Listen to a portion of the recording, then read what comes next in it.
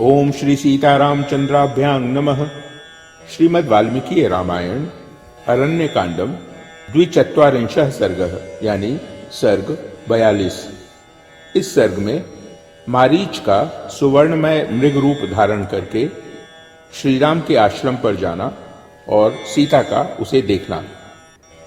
एव मुक्त्वा तो परुषं मारीचो रावणं ततः गच्छा वेत्य ब्रवीद दीनो भयाद रात्रिंचर प्रभो।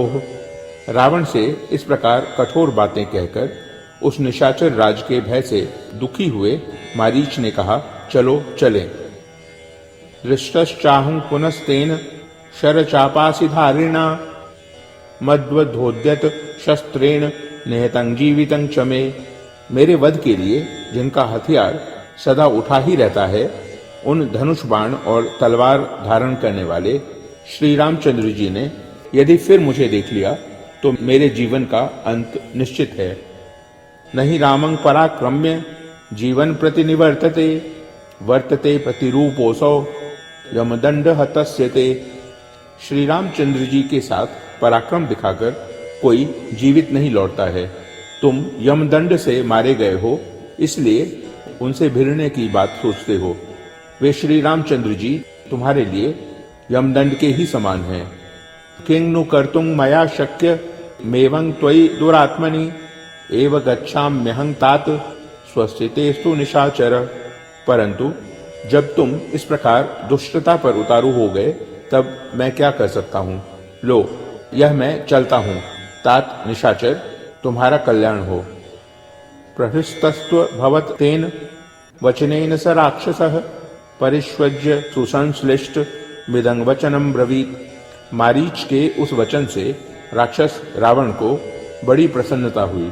उसने उसे कसकर हृदय से लगा लिया और इस प्रकार कहा, एतत् छोटीर युक्तं ते मच्छंदवशवर्तिनः इदानीमसि मारीचः पूर्वमन्यो हि राक्षसः।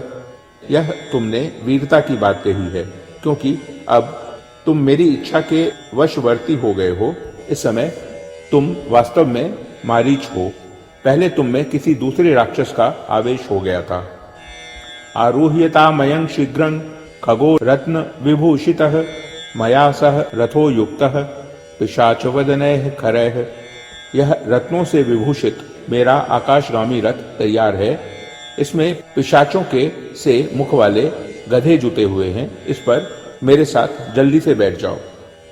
प्रलोभयित्वा वैदेहीं यथेष्टं गन्तुमर्हसि तां शून्ये प्रसभं सीता मानयिष्यामि मैथिलीं।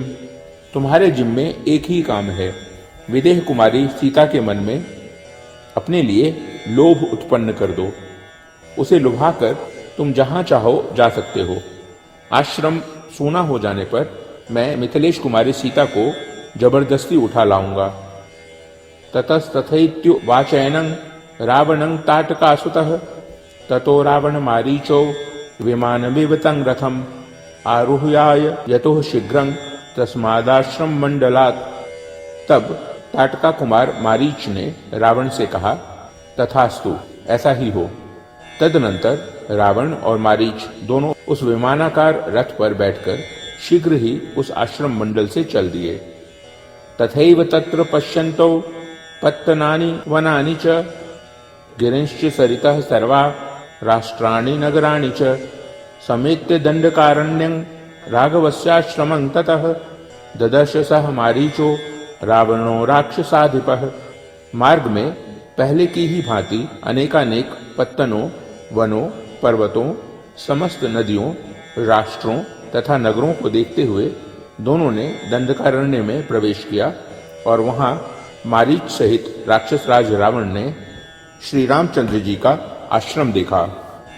अवतीर्थ रथात तस्मात् ततः कांचन भूषणात् हस्ते गृहीत्वा मारीचं रावणो वाक्यं ब्रवीत। तब उस सुवर्ण भूषित रथ से उतरकर रावण ने मारीच का हाथ अपने हाथ में ले उससे कहा, एतद् रामाश्रम पदं दृश्यते कदलीवृतं क्रेतां तत् सखे शीघ्रं यदर्थं वयमागताः। सखे, यह केलों से घिरा हुआ राम का आश्रम दिखाई दे रहा है। अब शीघ्र ही वह कार्य करो जिसके लिए हम लोग यहाँ आए हैं। स रावण वचः श्रुत्वा मारीचो राक्षसस्तदा मृगो भूत्वा श्रम द्वारी रामस्य विचहारः। रावण की बात सुनकर राक्षस मारीच उस समय मृग का रूप धारण करके श्री राम के आश्रम के द्वार पर विचरने लगा।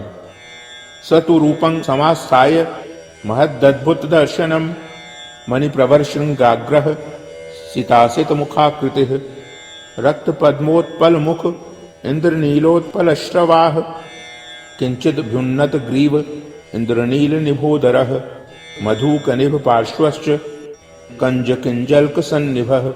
उस समय उसने देखने में बड़ा ही अद्भुत रूप धारण कर रखा था। उसके सींगों के ऊपरी भाग इंद्रनील के नामक श्रेष्ठ मणि के बने हुए जान पड़ते थे। मुखमंडल पर सफेद और काले रंग की बूंदें थीं। मुख का रंग लाल कमल के समान था। उसके कान नील कमल के तुल्य थे और गर्दन कुछ ऊंची थी। उदर का भाग इंद्रनील मणि की कांति धारण कर रहा था। पार्श्व भाग महुए के फूल के समान श्वेत वर्ण के थे। शरीर का सुंदर रंग कमल के केसर की भांति सुशोभित होता था। वैदुर्य संकाश कुरस्त नुजंगः सुसंहतः इंद्रायुध सवर्णेन पुच्छेनोर्ध्वं विराजितः।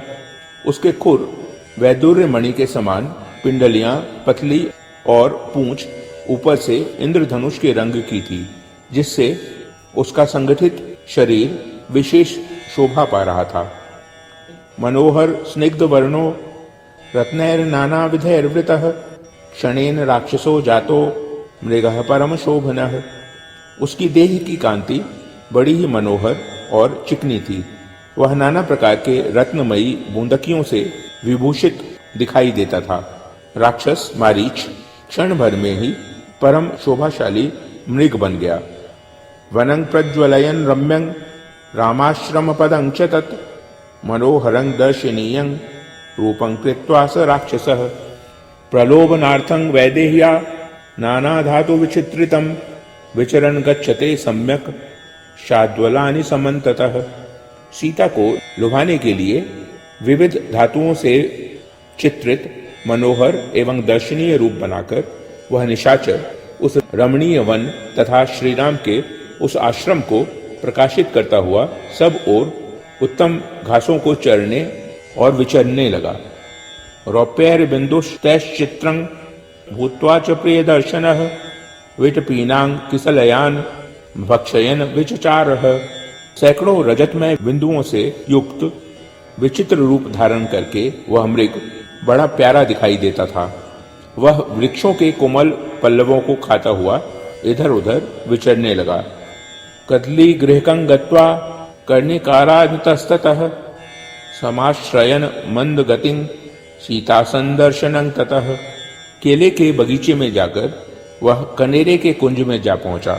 फिर जहां सीता की दृष्टि पड़ सके ऐसे स्थान पर जाकर मंद गति का आश्रय ले इधर उधर घूमने लगा। राजीव चित्र पृष्ठं स विरराज महामृगः रामाश्रम पदाभ्यासे विचचार यथा सुखम। उसका पृष्ठभाग कमल के केसर की भांति सुनहरे रंग का होने के कारण विचित्र दिखाई देता था। इससे उस महान मृग की बड़ी शोभा हो रही थी। श्री रामचंद्र जी के आश्रम के निकट ही वह अपनी मौज से घूम रहा था। पुनर्गत्वा निवृत्तश्च विचचार मृगोत्तमः गत्वा मुहूर्तं त्वरया पुनः प्रतिनिवर्तते।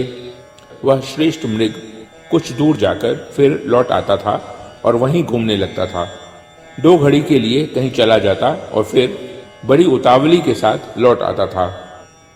विक्रीडंश्च क्वचिद भूमौ पुनरेव निशीदति आश्रम द्वारमागम्य मृगयूथानि गच्छति।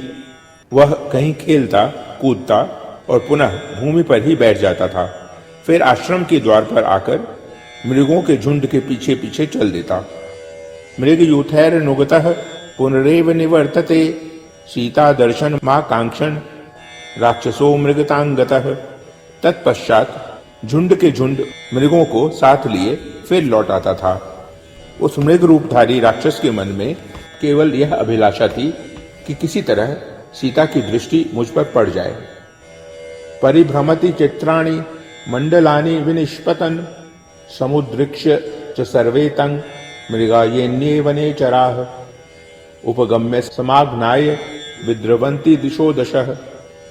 सीता के समीप आते समय वह विचित्र मंडल यानी पैतरे दिखाता हुआ चारों ओर चक्कर लगाता था। उस वन में विचरने वाले जो दूसरे मृग थे वे सब उसे देखकर पास आते और उसे सूंघकर दसों दिशाओं में भाग जाते थे। राक्षसः सोपितान वन्यान मृगान मृगवधे रतः प्रच्छादनार्थं भावस्य न भक्ष्यति संस्पृशन। राक्षस मारीच यद्यपि मृगों के वध में ही तत्पर रहता था, तथापि उस समय अपने भाव को छिपाने के लिए उन वन्य मृगों का स्पर्श करके भी उन्हें खाता नहीं था। तस्मिन्नेव ततः काले वैदेही शुभलोचना कुसुमापचये व्यग्रा पादपानन्त्य वर्तत कर्णिकारा नशोकांश्च चूतांश्च मदिरेक्षणा। उसी समय मद भरे सुंदर नेत्रों वाली विदेह नंदिनी सीता, जो फूल चुनने में लगी हुई थी, कनेर, अशोक और आम के वृक्षों को लांघती हुई उधर आ निकली। कुसुमान्य पचिन्वंती शचार रुचिरानना अनर्हा वनवासस्य सातं रत्नमयं मृगम मुक्तामणि विचित्रांगं ददर्श परमांगना। फूलों को चुनती हुई वे वहीं विचरने लगी। उनका मुख बड़ा ही सुंदर था। वे वनवास का कष्ट भोगने योग्य नहीं थी। परम सुंदरी सीता ने उस रत्नमय मृग को देखा, जिसका अंग प्रत्यंग मुक्तामणियों से चित्रित सा जान पड़ता था। तंग वै रुचिर दंतोष्ठं रूप्य धातुतनुरुहम विस्मयोत्फुल्ल नयना सस्नेहं समुदैक्षत। उसके दांत और ओठ बड़े सुंदर थे तथा शरीर के रोएं चांदी एवं तांबे आदि धातुओं के बने हुए जान पड़ते थे। उसके ऊपर दृष्टि पड़ते ही सीता जी की आंखें आश्चर्य से खिल उठी और वे बड़े स्नेह से उसकी ओर निहारने लगी। सचतांग रामदयितांग पश्यन मायामयो मृगः विचचार ततस्तत्र दीपयन्निव तद्वनम। वह मायामय मृग भी श्री राम की प्राण वल्लभा सीता को देखता और उस वन को प्रकाशित सा करता हुआ वहीं विचरने लगा। अदृष्टपूर्वं दृष्ट्वा तं नाना रत्नमयं मृगं विस्मयं परमं सीता जगाम जनकात्मजा। सीता ने वैसा मृग पहले कभी नहीं देखा था। वह नाना प्रकार के रत्नों का ही बना जान पड़ता था। उसे देखकर जनक किशोरी सीता को बड़ा विस्मय हुआ। इत्यार्थे श्रीमद् रामायणे वाल्मीकिये आदि काव्ये अरण्यकांडे 24 सर्गः। इस प्रकार श्री वाल्मीकि निर्मित आश रामायण आदि काव्य के अरण्यकांड में 42वां सर्ग पूरा हुआ। ओम।